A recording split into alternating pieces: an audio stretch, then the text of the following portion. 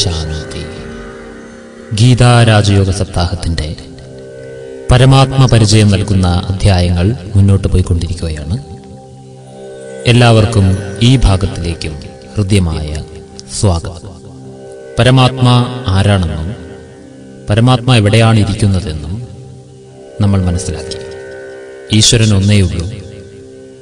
അതൊരു ജ്യോതിയാണ്, പ്രകാശമാണ്. ഈ പ്രകാശമാണ് പരമധാമത്തിലിരുന്നു കൊണ്ട് പ്രപഞ്ചത്തെ സംവിധാനം ചെയ്തുകൊണ്ടിരിക്കുന്നത്. പരമാത്മാ ആത്മാക്കളുടെ അച്ഛനാണ്. ഇത്രയും കാര്യങ്ങളാണ് ഇപ്പോൾ നമ്മൾ മനസ്സിലാക്കി കഴിഞ്ഞത്. ആത്മാവിന് സ്ഥിരബുദ്ധിയും ഉറച്ച മനസ്സും ഉണ്ടാക്കണമെങ്കിൽ പരമാത്മാവുമായിട്ടുള്ള സംയോജനമല്ലാതെ മറ്റു പോംവഴികളൊന്നും തന്നെ ഇല്ല എന്നുള്ള ശ്ലോകവും നമ്മൾ പിന്നിട്ട് കഴിഞ്ഞു. ഈശ്വരൻ സദാ പരംധാമത്തിലിരുന്നു കൊണ്ട് പ്രപഞ്ചത്തിന്റെ കാര്യങ്ങൾ നിർവഹിച്ചു കൊണ്ടിരിക്കുന്നുവെങ്കിലും ഒരു പ്രത്യേക ഘട്ടത്തിൽ ഈശ്വരന് ഭൂമിയിലേക്ക് വരേണ്ടതായിട്ടും പ്രകടമാകേണ്ടതായിട്ടുമുണ്ട്. ഇന്ന് നമ്മൾ ചിന്തിക്കുന്നത് ഈശ്വരന്റെ ഈ ആഗമനത്തെക്കുറിച്ചിട്ടാണ്. ഭൂമിയിൽ ഈശ്വരൻ എപ്പോൾ ആഗമനം ചെയ്യുന്നു, എന്തിനു വരുന്നു, എപ്പോൾ വരുന്നു, ഇതിനെക്കുറിച്ചെല്ലാം വ്യക്തമാക്കുന്ന ചില ശ്ലോകങ്ങളിലൂടെ ഇന്ന് നമുക്ക് സഞ്ചരിക്കാം. ആദ്യമായിട്ട് നമ്മൾ പരിചയപ്പെടുന്നത് ഗീത 4-ാം അധ്യായത്തിലെ 6-ാം ശ്ലോകമാണ്. അജോ അപി സന്നവ്യയാത്മാ ഭൂതാനമീശ്വരോ അപി സൻ പ്രകൃതിം സ്വാമധിഷ്ഠായ സംഭവാമ്യാത്മമായയാ. അജോ അപി സന്നവ്യയാത്മാ എന്ന് തുടങ്ങുന്ന ഈ ശ്ലോകത്തിൽ ഈശ്വരന്റെ വരവിനെ കുറിച്ച് വ്യക്തമാക്കുകയാണ്. ഇതിൽ ആദ്യം പറയുന്നത് തന്നെ എനിക്ക് ജന്മമില്ല, നാശവുമില്ല, ഞാൻ ജനിക്കുന്നുമില്ല, മരിക്കുന്നുമില്ല എന്നാണ് ഭഗവാൻ പറയുന്നത്. നമ്മളെപ്പോലെ ഒരു ഗർഭത്തിലൂടെ ഭഗവാൻ ജനിക്കില്ല. ഇത് പ്രധാനപ്പെട്ട ഒരു വിഷയമാണ് കേട്ടോ. ഭഗവാനെ കുറിച്ച് മനസ്സിലാക്കാൻ വേണ്ടി ആദ്യം നമ്മൾ മനസ്സിലാക്കേണ്ട ഒരു വിഷയം, ഭഗവാൻ ഒരു ഗർഭത്തിലൂടെ ജനിക്കാത്തവനാണ്. അജന്മാവ് എന്നാണ് ഭഗവാനെ കുറിച്ച് പറയുന്നത്. ജനിക്കില്ല. ജനിച്ചാൽ ഭഗവാൻ അച്ഛനും അമ്മയായില്ലേ? പിന്നെ അച്ഛനമ്മമാർ പറയുന്നത് അനുസരിക്കേണ്ടി വരും. പിന്നെ ഒരു അധ്യാപകന്റെ കീഴിൽ പഠിക്കേണ്ടി വരും. ഈശ്വരൻ ഭൂമിയിലെ ആചാര പദ്ധതികളിലൊക്കെ കുടുങ്ങി നമ്മുടെ കൂട്ടത്തിൽ ഒരാളായി പോകും. ബുദ്ധിമാനായ ഈശ്വരൻ ഒരിക്കലും ഗർഭത്തിലൂടെ ജനിക്കുന്നില്ല. അതുകൊണ്ടാണ് ഈശ്വരന്റെ ആഗമനത്തെ ജന്മം എന്നല്ല പറയുക, അവതരണം എന്നാണ് പറയുക. രണ്ടും തമ്മിൽ വ്യത്യാസമുണ്ട്. ഈ അവതരണം പലരും ജന്മമായിട്ട് തന്നെ എടുത്തിരിക്കുന്നു. ഈശ്വരൻ എവിടെയൊക്കെയോ ആരുടെയോ കുട്ടിയായിട്ടൊക്കെ ജനിക്കുന്നു എന്ന് തെറ്റിദ്ധരിക്കുന്നുണ്ട്. അവതരണം തികച്ചും വ്യത്യസ്തമാണ്. ഉള്ള ഒന്നിനെ അങ്ങനെ തന്നെ കാഴ്ചവെക്കുന്നതാണ് അവതരണം. ഇപ്പോൾ നമ്മൾ ഈ നാടകവും സിനിമയെല്ലാം തുടങ്ങുന്ന സമയത്ത് എഴുതി കാണിക്കുന്നത് കണ്ടിട്ടില്ലേ? അവതരണം എന്ന് പറഞ്ഞിട്ട്. അതായത് ആ സംഭവത്തെ കൊണ്ടുവന്ന് അവിടെ അവതരിപ്പിക്കുക, അതിലൊന്നും ചെയ്യുന്നില്ല, അതിനെ അങ്ങനെ തന്നെ കാഴ്ചവെക്കുക. അതാണ് അവതരണം. ജന്മം എന്ന് പറഞ്ഞാൽ ഒരു ചക്രത്തിലേക്ക് പെട്ടുപോവുകയാണ്. ജനിച്ചാൽ പിന്നെ പുനർജനിക്കണമേ. അത് ആത്മാവിന്റെ നിയമങ്ങളിൽ ഭഗവാൻ പഠിപ്പിച്ചിട്ടുണ്ട്. ഇത്രയും നിയമങ്ങൾ അറിയുന്ന ഭഗവാൻ പിന്നെ അറിഞ്ഞുകൊണ്ട് ഒരിക്കലും എന്ത് ചെയ്യില്ല? ഒരു ജന്മത്തിലേക്ക് വരില്ല. പുനർജന്മ ചക്രത്തിൽ പെടാതിരിക്കാൻ വേണ്ടി ഭഗവാൻ ചെയ്യുന്നത് അവതരണമാണ്. ഈ അവതരണം വേറെയാണ്, ജന്മം വേറെയാണ്. ഇത് രണ്ടും തമ്മിലുള്ള വ്യത്യാസം നമ്മൾ മനസ്സിലാക്കണം. ഭഗവാൻ ഈ ശ്ലോകത്തിൽ മുൻകൂർ ജാമ്യം എടുത്തിരിക്കുകയാണ്. ഞാൻ ജനിക്കുന്നുമില്ല, മരിക്കുന്നുമില്ല. ഇത് നിങ്ങൾ ആദ്യം മനസ്സിലാക്കിക്കൊള്ളണം. അതിനുശേഷം ഭഗവാൻ പറയാണ്, എന്നിരുന്നാലും ഞാൻ എൻ്റെ സ്വന്തം ആധ്യാത്മിക രൂപത്തിൽ തന്നെ, ആ രൂപത്തിന്റെ ആധാരത്തിൽ തന്നെ, തന്റെ തന്നെ മായാജാലം എന്ന പോലെ ഞാൻ അവതരിക്കാറുണ്ട്. സംഭവാമി ആത്മമായയാ എന്നാ പറയുന്നത്. തന്റെ തന്നെ ഒരു ജാലവിദ്യ പോലെയാണ്. താൻ ചെയ്യുന്നൊരു ജാലവിദ്യ തന്നെയാണ് എന്റെ അവതരണം എന്നുള്ളത്. അതാണ് ഭഗവാൻ ഇവിടെ പറയുന്നത്. ആ ജാലവിദ്യ എന്താണെന്നുള്ളത് നമുക്ക് പഠിക്കാം. ഭഗവാൻ എങ്ങനെയാണ് അവതരിക്കുന്നത്, ഈ ജനനമല്ലെങ്കിൽ പിന്നെ ഭഗവാൻ ഏത് മാർഗമാണ് അവലംബിക്കുന്നത് എന്നുള്ളത് നമുക്ക് മനസ്സിലാക്കണം. ഭഗവാൻ അവതരിക്കുന്നുണ്ട്, തീർച്ചയായിട്ടും ഭഗവാൻ ഭൂമിയിൽ വരുന്നുണ്ട്. ഭഗവാൻ എപ്പോഴാണ് ഭൂമിയിൽ വരേണ്ടതായിട്ട് വരുന്നതെന്നറിയോ? അതിനെക്കുറിച്ച് ചിന്തിക്കുവാനാണ് നമ്മൾ അടുത്ത ഒരു ശ്ലോകത്തിലേക്ക് ഇപ്പോൾ കടക്കുകയാണ്. ഗീതയിലെ 4-ാം അധ്യായത്തിലെ 7-ാം ശ്ലോകത്തിൽ ഭഗവാന്റെ അവതരണത്തിന്റെ ആ ഒരു സാഹചര്യം, അവതരിക്കുവാൻ ഭഗവാന് സമയമാകുന്ന സന്ദർഭത്തെ കാണിക്കുകയാണ് 2 ശ്ലോകങ്ങളിൽ. 4-ാം അധ്യായത്തിലെ 7-ാം ശ്ലോകവും 8-ാം ശ്ലോകവും. യദാ യദാ ഹി ധർമ്മസ്യ ഗ്ലാനിർഭവതി ഭാരത അഭ്യുത്ഥാനമധർമ്മസ്യ തദാത്മാനം സൃജാമ്യഹം.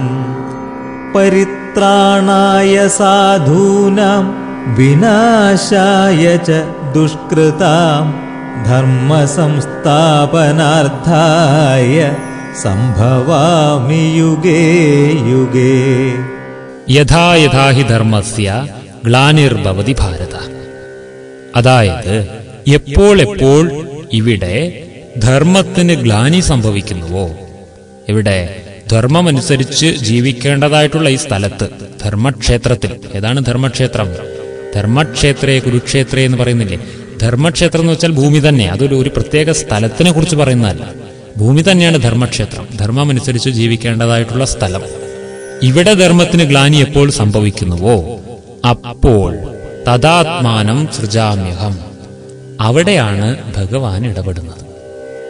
അവിടെ ഞാൻ ഇടപെടുന്നു എന്നാ പറയുന്നത്. അതിൽ ഞാൻ എന്റെ സാന്നിധ്യം അവിടെ അറിയിക്കേണ്ടതായിട്ട് വരുന്നു. ഭഗവാന്റെ സാന്നിധ്യം അവിടെ പുറത്തെടുക്കേണ്ടതായിട്ട് വരികയാണ്. അതിന്റെ തൊട്ടടുത്ത ശ്ലോകത്തിൽ പറയുന്നത് എന്താണ്? പരിത്രാണായ സാധൂനാം വിനാശായ ച ദുഷ്കൃതാം ധർമ്മ സംസ്ഥാപനാർത്ഥായ സംഭവാമി യുഗേ യുഗേ. പരിത്രാണായ സാധൂനാം, ഞാനിത് എന്തിനു വേണ്ടിയാ വരുന്നത്? ഈ ധർമ്മം നശിച്ച് അധർമ്മം വിളയാടുന്ന അങ്ങനെ ഒരു സന്ദർഭം വരുമ്പോൾ എനിക്ക് എന്തൊക്കെ ചെയ്യണം? പരിത്രാണായ സാധൂനാം, പരിത്രാണനം ചെയ്യണം, സംരക്ഷിക്കണം. ആരെ? സാധൂനാം, നന്മ നിറഞ്ഞവരെ, നല്ല മനുഷ്യരെ, അവരെ സംരക്ഷിക്കണം. പിന്നെയോ വിനാശായ ച ദുഷ്കൃത, ദുഷ്കൃതികളെ സംഹരിക്കണം. എന്നുവെച്ചാൽ ഒരു കൂട്ടം ജനങ്ങളെയൊക്കെ അങ്ങോട്ട് രക്ഷിക്കണം, മറ്റൊരു കൂട്ടം ജനങ്ങളെയൊക്കെ അങ്ങോട്ട് നശിപ്പിച്ച് കളയണം. ഇങ്ങനെ നമ്മൾ അർത്ഥമെടുക്കരുത്. എനിക്ക് നല്ലവരെയൊക്കെ രക്ഷിക്കണം. അതിനുവേണ്ടി എന്ത് ചെയ്യണം? അവരിലെ ദുഷ്കൃതികളെ സംഹരിക്കണം. ഭഗവാന് തന്റെ നല്ല മക്കളെ രക്ഷിക്കണം. അതിനുവേണ്ടി തന്റെ മക്കളുടെ കയ്യിൽ എന്തെല്ലാം ദുഷ്കൃതികളുണ്ടോ, ദുഷ്കർമ്മങ്ങളുടേതായ പ്രഭാവങ്ങളുണ്ടോ, ദുഷ്കർമ്മങ്ങളുടെ ശീലങ്ങളുണ്ടോ, ഇതിനെയൊക്കെ സംഹരിക്കണം.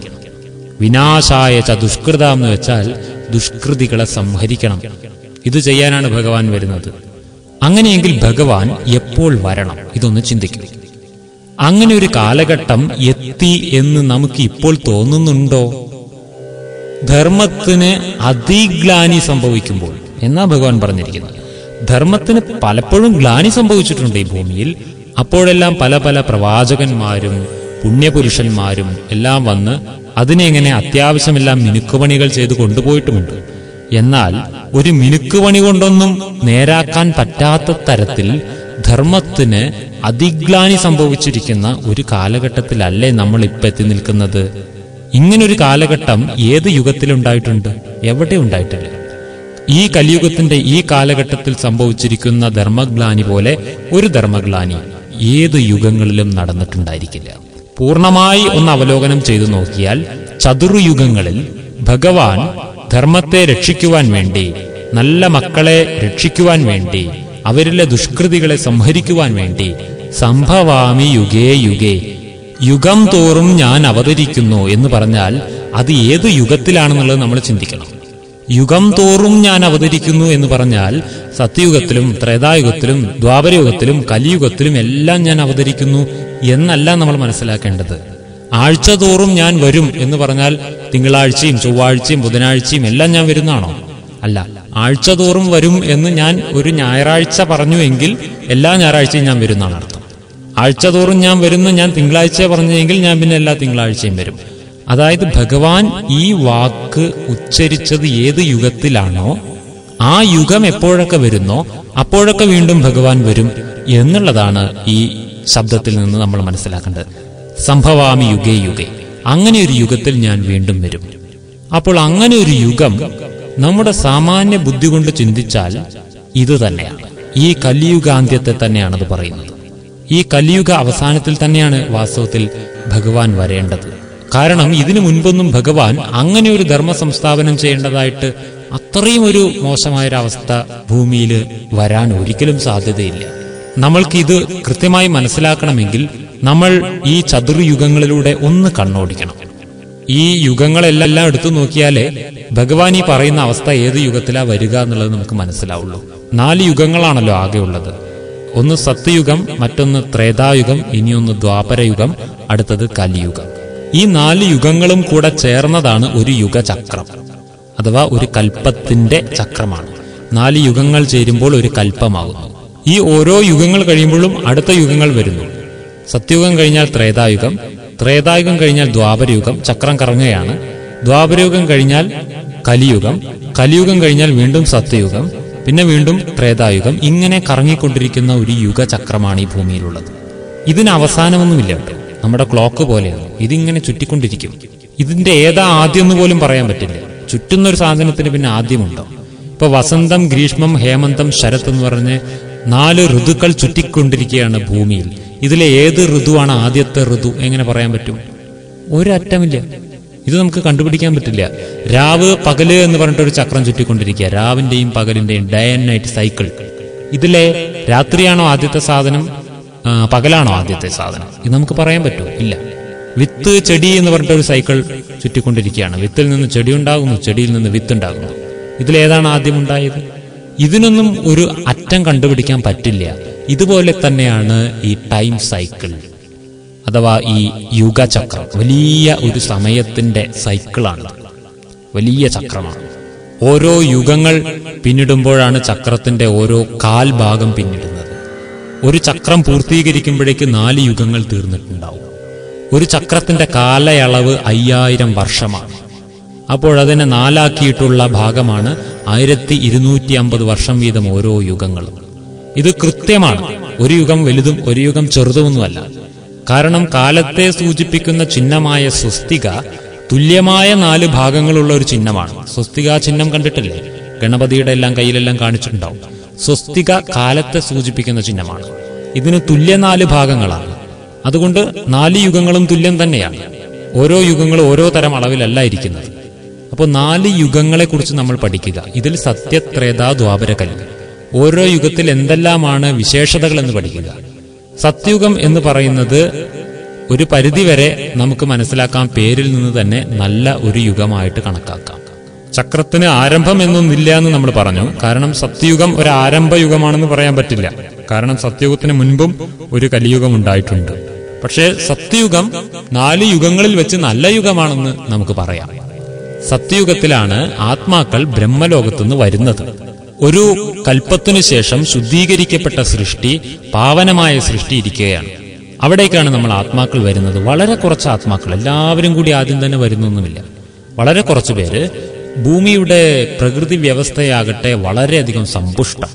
അങ്ങനെ ഒരു അവസ്ഥയിലേക്ക് നമ്മൾ മനുഷ്യാത്മാക്കൾ ദേവാത്മാക്കളായിട്ടാണ് ഇറങ്ങി വരുന്നത്. ദേവീ ദേവന്മാരെന്നാ പറയുന്നത്. അതായത് നമ്മളൊക്കെ അത്രയും ദിവ്യമായ ഗുണങ്ങൾ നിറഞ്ഞവരായതുകൊണ്ട് നമ്മളെ ദേവതകൾ എന്ന് വിളിക്കണം. വെറും മനുഷ്യർ എന്ന് വിളിക്കാൻ പറ്റില്ല. ദിവ്യരായ ദേവതകൾ. ദേവതകൾ വസിച്ചിരുന്ന ഒരു ഭൂമിയാണ് അന്നത്തെ ഭൂമി. അതുകൊണ്ടാണ് ഭാരതത്തെ ദേവഭൂമി എന്ന് പറയുന്നത്. കാരണം അന്ന് ഭാരതമായിരുന്നു ഏകഖണ്ഡം. ഇന്നത്തെ ഭാരതമല്ല. അന്നത്തെ ഭാരതം എന്ന് ഉദ്ദേശിക്കുന്നത് വേറെ ഒരു രീതിയിലാണ് ആ രാജ്യം കിടക്കുന്നത്. ഇന്നുള്ള പലതും അന്നില്ല, അന്നുള്ള പലതും ഇന്ന് ഭാരതത്തിലില്ല. ആ രീതിയിലുള്ള ഒരു ഭാരതത്തിൽ ആണ് ഈ യുഗം ആരംഭിക്കുന്നത്, സത്യയുഗം. ഏകധർമ്മം, ഏകരാജ്യം, ഏകഭാഷ, ഏകാഭിപ്രായം, എല്ലാം ഒന്ന്, ഒരേ ഒരു ഭരണം, സദ്ഭരണം. ഈ രീതിയിൽ മുന്നോട്ട് പോയിക്കൊണ്ടിരിക്കുന്ന ഒരു സാമ്രാജ്യമാണ് ഭാരതത്തിൽ ആരംഭിക്കുന്നത്. ദേവീദേവന്മാർ, സ്വർണ്ണക്കിരീടങ്ങളും സ്വർണ്ണക്കൊട്ടാരങ്ങളുമുള്ള ദേവീദേവന്മാർ. ആ കാലഘട്ടത്തിൽ അത്തരക്കാരായതുകൊണ്ടാണ് പുരാതന കഥകളിലെല്ലാം കഥാപാത്രങ്ങൾ ഈ മഹാരാജാക്കന്മാരുടെ രൂപത്തിലും ദേവീദേവന്മാരുടെ രൂപത്തിലും കാണിക്കുന്നത്. ഇന്നൊരാൾ കഥ എഴുതുകയാണെങ്കിൽ പാൻറ്റും ഷർട്ടും ഇട്ടവരെയും ടീഷർട്ടും എല്ലാം ഇട്ടവരെയാണ് കാണിക്കുക. സാരി ഉടുത്തവരെയും ചുരിദാർ ഇട്ടവരെയും ഒക്കെ കാണിക്കും. കാരണം ഇന്ന് കഥ എഴുതുന്ന ആള് ഇന്ന് കാണുന്ന ആളുകളെ വെച്ചിട്ടാണ് കഥ എഴുതുക. അതുകൊണ്ട് പുരാതന കഥകളിലെല്ലാം ദിവ്യരായ കുറെ ആളുകളെയാണല്ലോ കാണിച്ചിരിക്കുന്നത്. സമസ്ത കഴിവുകളും വിദ്യകളും അറിയാവുന്നവരെയാണ് കാണിച്ചിരിക്കുന്നത്. ഇതെല്ലാം ഒരു പരിധിവരെ ഒരു നല്ല കാലം മുന്നുണ്ടായിരുന്നു എന്നുള്ളതിനെ നമുക്ക് ഓർമ്മിപ്പിച്ചു തരികയാണ്. നമ്മൾക്ക് ചില അന്ധവിശ്വാസങ്ങളുണ്ട്. നമ്മളൊക്കെ ഒന്നിനും കൊള്ളാത്തൊരു മനുഷ്യരായിരുന്നു ആദ്യ കാലഘട്ടങ്ങളിൽ. പിന്നെ നമ്മൾ പതുക്കെ വളർന്നു വന്നതാണ് എന്നാണ് നമ്മൾ തെറ്റിദ്ധരിച്ചിരിക്കുന്നത്. എന്നാൽ അങ്ങനെയല്ല. ദ തിയറി ഓഫ് എൻട്രോപ്പി അനുസരിച്ച് എല്ലാം ഈ ലോകത്ത് ആദ്യം നല്ലതായിരിക്കുകയും പിന്നെ പതുക്കെ പതുക്കെ നന്നല്ലാത്തൊരവസ്ഥയിലേക്ക് എത്തുകയാണ് ചെയ്യുക. ഗീത തന്നെ പറയുന്നത് സത്വം, രജസ്, തമസ് എന്നീ ഈ 3 ഗുണങ്ങളിലൂടെ ഈ ക്രമത്തിലാ സഞ്ചരിക്കുക. സത്വം, രജസ്, തമസ്. ആദ്യം വളരെ നല്ലത്, പിന്നെ കുറച്ച് നന്നല്ലാത്ത രീതിയിലേക്ക് എത്തുക, പിന്നെ തീരെ നന്നല്ലാതെയാവുക. അപ്പോൾ മനുഷ്യൻ ആദ്യം ഒരു അധകൃത വർഗവും പിന്നെ പതുക്കെ പതുക്കെ ഡെവലപ്പായി എന്നാണ് നമ്മളെ ചില സയൻസിന്റെ അന്ധവിശ്വാസങ്ങൾ പഠിപ്പിക്കുന്നത്. അതൊരു പുത്തൻ അന്ധവിശ്വാസങ്ങളാണ്. അങ്ങനെ നമ്മൾ പഠിച്ചു വെച്ചിരിക്കുകയാണ്. നമ്മളെല്ലാം പ്രാചീന കാലത്ത് പ്രാകൃത മനുഷ്യരായിരുന്നു. വാസ്തവം തന്നെയാണ്. പ്രാചീന കാലത്ത് നമ്മളൊക്കെ പ്രാകൃത മനുഷ്യരായിരുന്നു, വികൃത മനുഷ്യരായിരുന്നില്ല. പ്രാകൃത മനുഷ്യരായിരുന്നു എന്നുള്ളത് അക്ഷരം പ്രതി ശരിയാണ്. എന്താ കാരണം? പ്രാകൃതം എന്നാൽ ആ പദത്തിന്റെ അർത്ഥം പ്രകൃതിയോട് യോജിപ്പുള്ളവർ എന്നുള്ളതാണ്. പ്രാകൃതം എന്നാൽ പ്രകൃതിയോട് യോജിപ്പുള്ളവർ. പ്രകൃതിയോട് യോജിപ്പുള്ളവർ എന്ന് പറഞ്ഞാൽ എന്താ അർത്ഥം? വളരെ നല്ല പ്രകൃതി ഉൽപ്പന്നങ്ങൾ ഭക്ഷിക്കുകയും പ്രകൃതിയെ വളരെ സ്നേഹിക്കുകയും പ്രകൃതിയോട് ഇണങ്ങുകയും ചെയ്തിരുന്ന വളരെ സാത്വികരായിരുന്നു നമ്മൾ എന്നുള്ളതാണ്. അപ്പൊ പ്രകൃതിയോട് ഇണങ്ങി ജീവിച്ചാൽ നമ്മൾ എങ്ങനെയുള്ളവരായിരിക്കും? വികൃതമായവരായിരിക്കുമോ? അല്ല. നിങ്ങൾ പ്രകൃതി ജീവനം നയിച്ചു നോക്കൂ, അപ്പോഴറിയാം. നിങ്ങൾ നല്ല ശുദ്ധമായ വെജിറ്റേറിയൻ ഭക്ഷണം കഴിച്ചുകൊണ്ട് വേവിക്കാത്ത ആഹാരമൊക്കെ കഴിച്ച് ജീവിച്ചു നോക്കൂ, നിങ്ങളുടെ തൊലിയൊക്കെ തിളങ്ങാൻ തുടങ്ങും. നിങ്ങളുടെ തലമുടിയൊന്നും വേഗം നരക്കില്ല, തോലൊന്നും വേഗം ചുളിയില്ല. പ്രകൃതിയുടെ ആ സമ്പുഷ്ടത അങ്ങനെ ശരീരത്തിലേക്ക് കിട്ടാൻ തുടങ്ങിയാലേ ശരീരം തേജോമയമാകും. അപ്പോൾ പ്രാകൃത മനുഷ്യരെന്ന് വെച്ചാൽ ദേവീദേവന്മാരാണ് വാസ്തവത്തിൽ. അല്ലാതെ വികൃതമായ താടിയും മുടിയൊക്കെ വളർന്ന് കുനിഞ്ഞു നടക്കുന്ന കുരങ്ങന്മാരെ പോലുള്ള മനുഷ്യരല്ല. അങ്ങനെ നമ്മൾ തെറ്റിദ്ധരിക്കരുത്. അങ്ങനെ ഉള്ള ഒരു ദേവലോകമാണ് ഭൂമിയിൽ ആരംഭിക്കുന്നത്. നമ്മൾ കുരങ്ങന്മാരിൽ നിന്ന് ഡെവലപ്പായി വന്ന് മനുഷ്യനായതല്ല. ദേവനായി പിറന്ന് മനുഷ്യനായി ഇപ്പൊ കുരങ്ങനെ പോലെ ആയിരിക്കുകയാണ്, ചാടിക്കൊണ്ടിരിക്കുകയാണ് മനസ്സ്. നേരെ തിരിച്ചാണ് ഈ ഒരു പരിണാമം നമുക്ക് സംഭവിച്ചിരിക്കുന്നത് മനസ്സിന്. അപ്പോൾ ദേവീദേവന്മാരിൽ നിന്ന് ആരംഭിച്ച പരമ്പര പിന്നീട് എന്ത് സംഭവിച്ചു? ഈ പറഞ്ഞില്ലേ തിയറി ഓഫ് എൻട്രോപ്പി, അത് വാസ്തവമാണ്. ഊർജ നഷ്ടം തുടങ്ങി. സത്യയുഗം മുതൽ പുനർജന്മ ചക്രത്തിലേക്ക് നമ്മൾ പെടുകയാണ്. സൂര്യവംശ ദേവീദേവന്മാർ പുനർജന്മ ചക്രത്തിലൂടെ ജന്മങ്ങൾ പിന്നിട്ട് ത്രേതായുഗത്തിലെത്തി ചന്ദ്രവംശി ദേവീദേവന്മാരാവുകയും പിന്നീട് ത്രേതായുഗത്തിലും പുനർജനിച്ച് ദ്വാപരയുഗത്തിലേക്ക് എത്തുകയും ചെയ്യുന്നു. ഈ ദേവീദേവന്മാരെല്ലാവരും ദ്വാപരയുഗത്തിലേക്ക് എത്തി. സത്യയുഗത്തിലെയും ത്രേതായുഗത്തിലെയും എല്ലാ ദേവീദേവന്മാരുടെയും കൂടി ആകെക്കൂടെയുള്ള ഒരു സംഖ്യയാണ് 33 കോടി. ഇവരെയാണ് നമ്മൾ 33 കോടി ദൈവങ്ങളെ എന്ന് വിളിക്കുന്നത്. ദൈവങ്ങളല്ല, ദേവീദേവന്മാർ. അത് സത്യത്രേതായുഗങ്ങളിലെ ടോട്ടൽ പോപ്പുലേഷനാണ്. അങ്ങനെ എന്ത് സംഭവിച്ചു? പിന്നീട് ഈ ഭൂമിയിലേക്ക് ബ്രഹ്മലോകത്തിൽ നിന്ന് പുതിയ പുതിയ ആത്മാക്കൾ അനുസ്യൂതം വന്നുകൊണ്ടിരിക്കുകയും ഭൂമിയിലുള്ള ആത്മാക്കൾ ആരും തന്നെ ഇവിടെ നിന്ന് പോകാതെ ഇവിടെ തന്നെ പുനർജനിച്ചു കൊണ്ടിരിക്കുകയും ചെയ്തതിനാൽ ഇവിടുത്തെ ജനസംഖ്യ ക്രമേണ വർദ്ധിക്കാൻ തുടങ്ങി. അങ്ങനെ ദ്വാപരയുഗത്തിലെത്തിയപ്പോൾ എന്ത് സംഭവിച്ചു? ദ്വാപരയുഗമാണ്. രണ്ടായി കാണാൻ തുടങ്ങുകയാണ് അവിടെ മനുഷ്യൻ. എന്റെ, നിന്റെ, ഇത് എനിക്ക് ഇത്ര, നിനക്ക് അത്ര, ഇങ്ങനെയൊക്കെ തോന്നാൻ തുടങ്ങുകയാണ്. മനുഷ്യന്റെ ഉള്ളിൽ കാമക്രോധ ലോഭ മോഹാഹങ്കാരങ്ങളാകുന്ന രോഗാണുക്കൾ പിടിപെടുകയാണ്. മനുഷ്യൻ വികാരങ്ങൾക്ക് അടിമപ്പെടുകയാണ്. കാമം പൂർത്തീകരിക്കുവാനും ക്രോധം പൂർത്തീകരിക്കുവാനും ലോഭമോഹ അഹങ്കാരങ്ങൾ കൊണ്ട് മത്സരിച്ചുകൊണ്ടും മനുഷ്യൻ പരസ്പരം ചിഹ്നം ഭിന്നമായി. ഇത് ദ്വാപരയുഗത്തിൽ സംഭവിച്ചതാ. ദേവീദേവന്മാർക്ക് ജരാനരകൾ ബാധിച്ച് മനുഷ്യത്വത്തിലേക്കെത്തി. ദേവത്വം മനുഷ്യത്വത്തിന് വഴിമാറി. പ്രതിവിധികൾ ആലോചിച്ചു. എന്തു ചെയ്യും?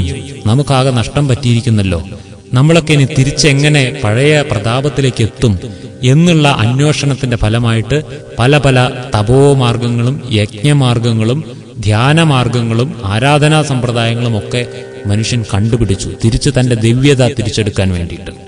അങ്ങനെ ശ്രുതികളും സ്മൃതികളും ഉപനിഷത്തുകളും വേദങ്ങളും ശാസ്ത്രങ്ങളും പുരാണങ്ങളും ഇതിഹാസങ്ങളും ഇവയുടെ എല്ലാം കൂടി ഒരു സാരമായ ഭഗവത്ഗീതയും ഇങ്ങനെ പലതും രചിക്കുകയാണ് ചെയ്യുന്നത്. ഈ മാമുനിമാരും മഹർഷിമാരും ചേർന്ന് മനുഷ്യ നന്മയ്ക്ക് വേണ്ടിയിട്ടുള്ള പല പല മഹാഗ്രന്ഥങ്ങളും രചിച്ചു, കഥകൾ രചിച്ചു. ഇതൊക്കെ മനുഷ്യന് വഴികാട്ടാൻ വേണ്ടിയിട്ടാണ് ദ്വാപരയുഗം മുതൽ ആരംഭിച്ചതാ. ആദ്യം ധ്യാനവും തപസ്സും കൊണ്ട് മാത്രം തൃപ്തിയായിരുന്ന മനസ്സ് പിന്നെ തൃപ്തിയാകാതെ ആയപ്പോൾ ആരാധനാ സമ്പ്രദായങ്ങളും അഭിഷേകങ്ങളും പൂജകളും ഒക്കെ ചെയ്യാൻ വേണ്ടി അമ്പലങ്ങൾ നിർമ്മിക്കുക, ഇങ്ങനെ പലതരത്തിൽ നമ്മുടേതായ ഒരു ആരാധനാ സമ്പ്രദായം ഉണ്ടായി. ഇതേ സമയം ഇതര ഭൂഖണ്ഡങ്ങളിൽ പല പല പ്രവാചകന്മാർ അവതരിച്ച് അവർക്ക് മാർഗദർശനം നൽകിക്കൊണ്ടിരുന്നു. എന്നാൽ എല്ലായിടത്തും വന്ന എല്ലാ പുണ്യപുരുഷന്മാരും ഈശ്വരൻ ഒന്നാണ്, നമ്മളൊക്കെ ഈശ്വരന്റെ മക്കളാണ് എന്നുള്ള ഭാവന വളർത്താൻ വേണ്ടിയിട്ടുള്ള പഠനമാണ് നൽകിയത്. പരസ്പരം തമ്മിൽ അടുപ്പിക്കുവാൻ വേണ്ടിയിട്ടുള്ള വിദ്യാഭ്യാസമാണ് മതവിദ്യാഭ്യാസം എന്ന പേരിൽ അവർ നൽകിയത്. പക്ഷേ ഇന്ന് ഈ പഠിപ്പൊക്കെ പഠിച്ചിട്ടും ദൗർഭാഗ്യവശാൽ പലരും തമ്മിൽ അടുക്കുന്നതിന് പകരം തമ്മിൽ അടിക്കുകയാണ് ചെയ്യുന്നത്.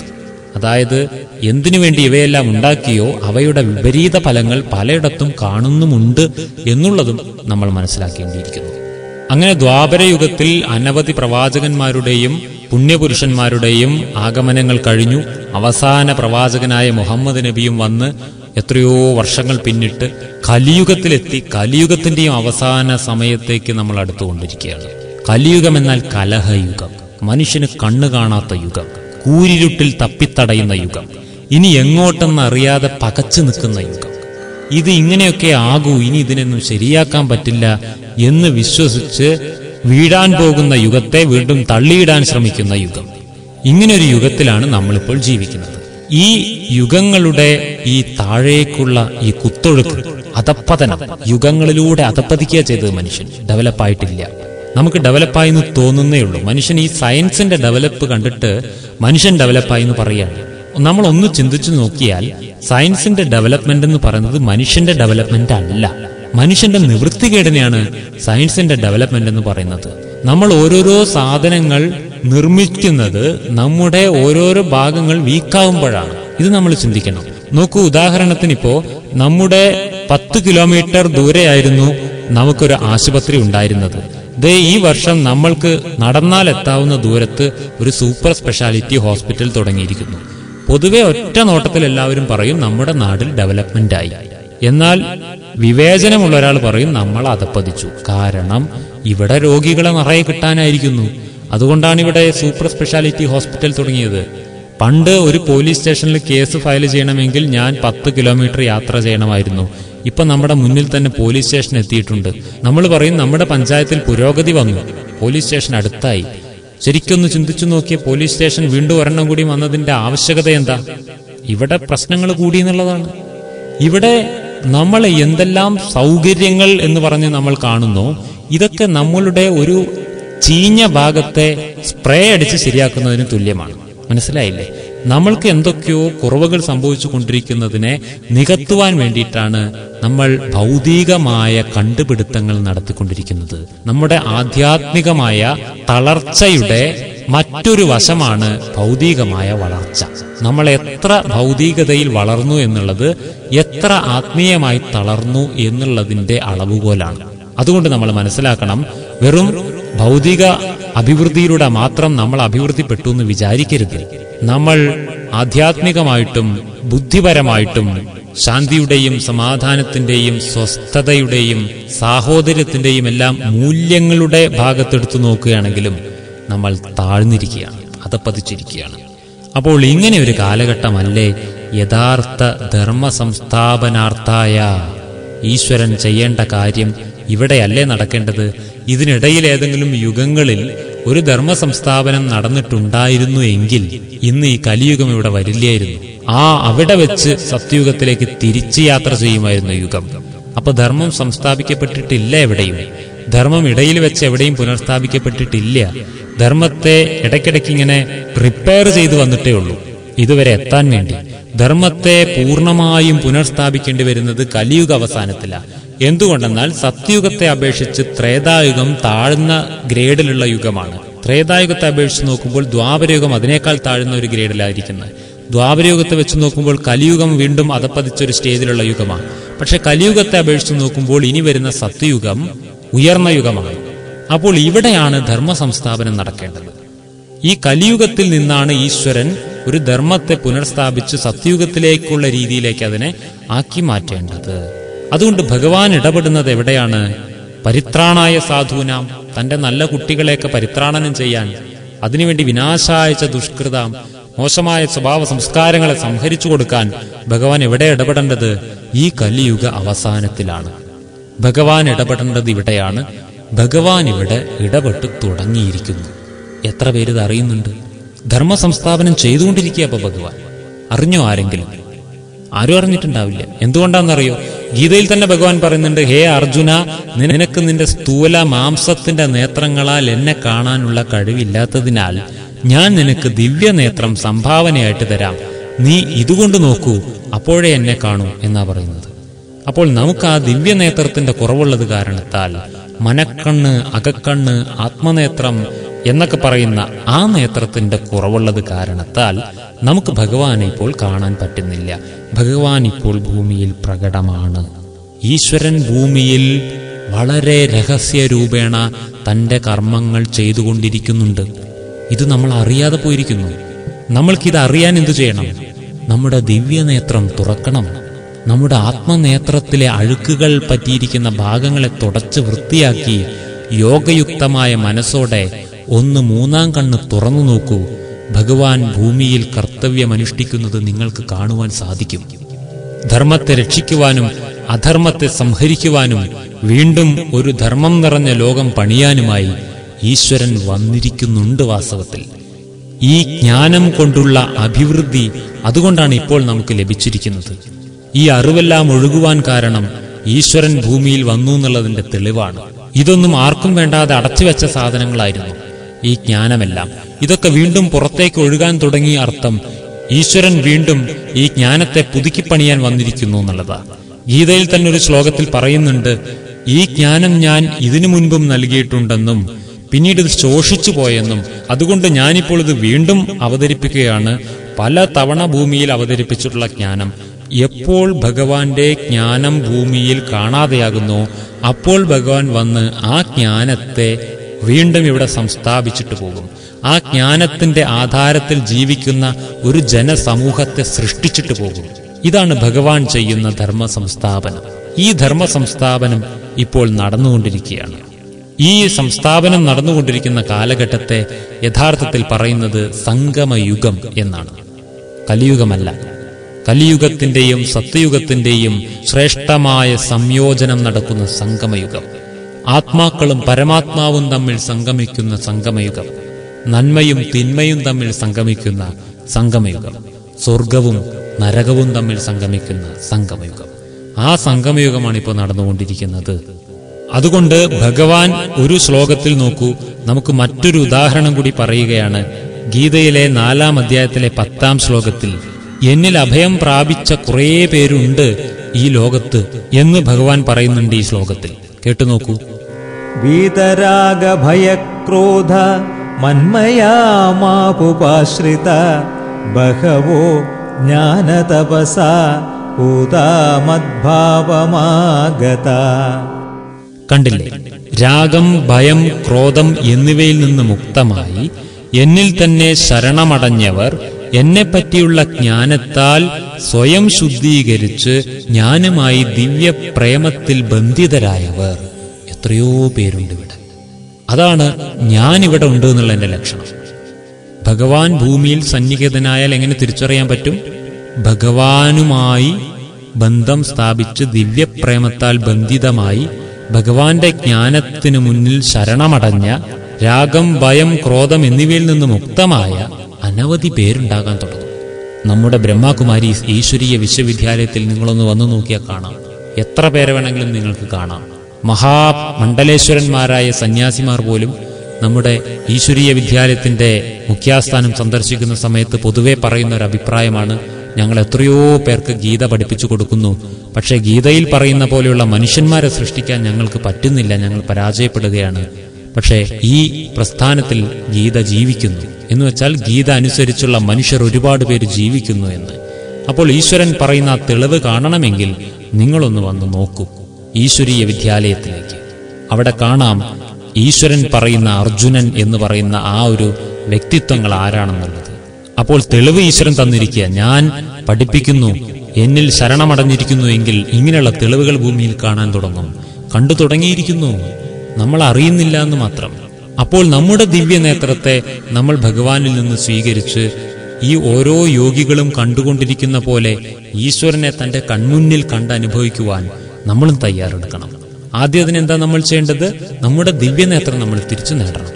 പല പല പാപകർമ്മങ്ങളുടെ കറകൾ പറ്റി അടഞ്ഞുപോയ നമ്മുടെ ആത്മനേത്രം തുറന്നു കിട്ടണം നമുക്ക്. അതിനായി ഈ ദിവ്യജ്ഞാനം സ്വീകരിക്കണം. അപ്പോൾ അടുത്ത ഒരു ഭാഗത്തിൽ നമ്മൾ ഈശ്വരനുമായി ദിവ്യമായ ബന്ധം സംയോജിപ്പിച്ച് സമ്പൂർണതയിലേക്ക് നടന്നെടുക്കുവാനുള്ള മാർഗങ്ങളാണ് പഠിക്കാൻ പോകുന്നത്. ഇന്ന് നമ്മൾ ഈശ്വരനെക്കുറിച്ച് ഇത്രയധികം അടുത്തറിയുകയും ഈശ്വരൻ ഭൂമിയിൽ ഇടപെട്ടുകൊണ്ടിരിക്കുന്ന സമയത്താണ് നമ്മൾ ജീവിച്ചുകൊണ്ടിരിക്കുന്നത് എന്നുള്ളത് മനസ്സിലാക്കുകയും ചെയ്തിരിക്കുന്നു. ഇനി വീണ്ടും നമുക്ക് പുതിയ ശ്ലോകങ്ങളുമായി അടുത്ത ഒരു ഭാഗത്തിൽ കണ്ടുമുട്ടാം. അതുവരേക്കും എല്ലാവർക്കും നന്ദി, നമസ്കാരം. ഓം ശാന്തി. ആത്മജ്ഞാനബോധം കൺകളിൽ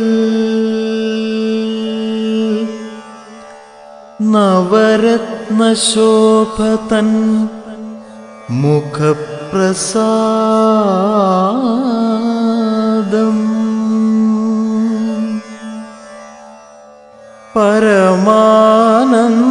പരമാനന്ദഭാവം നയനയുക്തം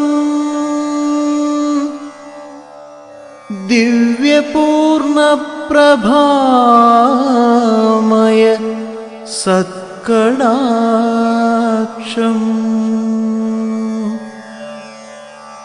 അഷ്ടാധിപത്യ പ്രസരണപ്രകാശം